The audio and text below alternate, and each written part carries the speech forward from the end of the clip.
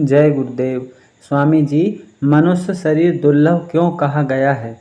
उत्तर: इस सृष्टि में जितने भी जीव, चाहे वह पिंड से पैदा होते हों अथवा अंड से, उन सब में अधिक मनुष्य का जन्म उत्तम है। इस सृष्टि को बनाने वाला और सारी सृष्टि मनुष्य के अंदर है। देवताओं के शरीर से भी उत्तम शरीर मनुष्य का बनाया गया है। इंसान को परमात्मा ने अपनी शक्ल पर बनाया है और इसी चोले में उसे परमात्मा से मिलने का अधिकार प्राप्त है। सृष्टि का सारा रूहानी राज सिर से आँखों से ऊपर के भाग में छुपा हुआ है। परमात्मा से मिलने का रास्ता भी मनुष्य के अंदर है और इसी रास्ता का जिक्र सभी धर्मों की पुस्तकों में किया गया है।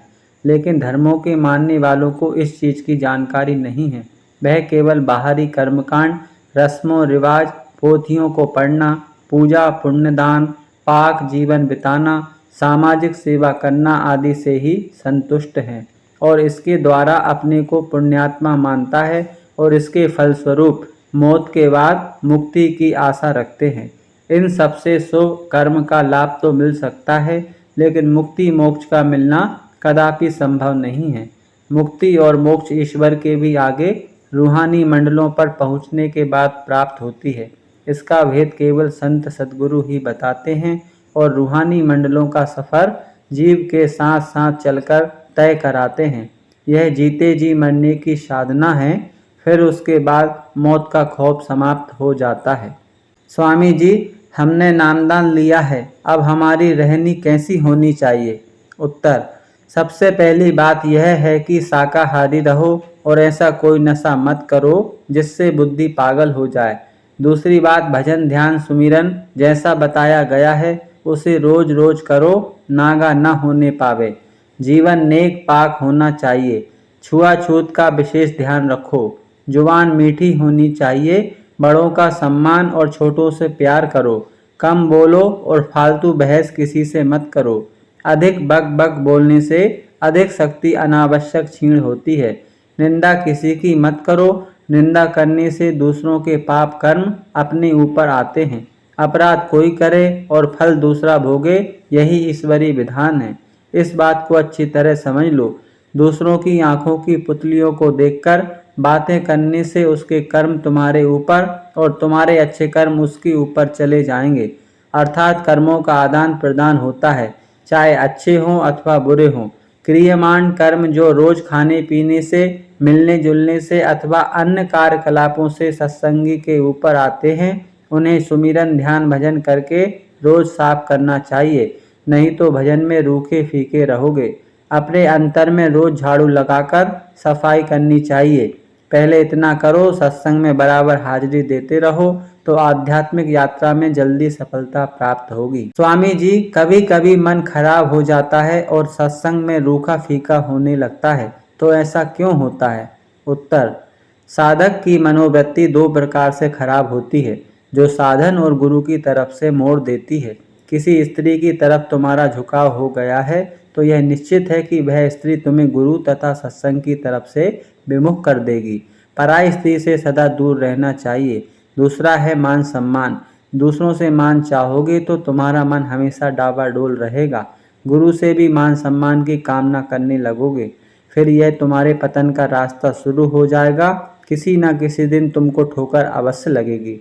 यह मन माया का है और इसकी उत्पत्ति माया से हुई है। माया ने जो इस दुनिया में पसारा फैलाया है, उसमें मन को चरने के लिए छोड़ दिया है। इंसान माया के खोल में आनंद की तलाश करता है, वह यह नहीं जानता कि खोल में आनंद नहीं है। इसलिए जरूरी है कि इन सब बातों को समझो। समझ सत्संग से ही आती है। सत्संग के वचनों को दृढ़ता से पकड़े रहोगे तो मन पर सदा अंकुश लगा रहेगा।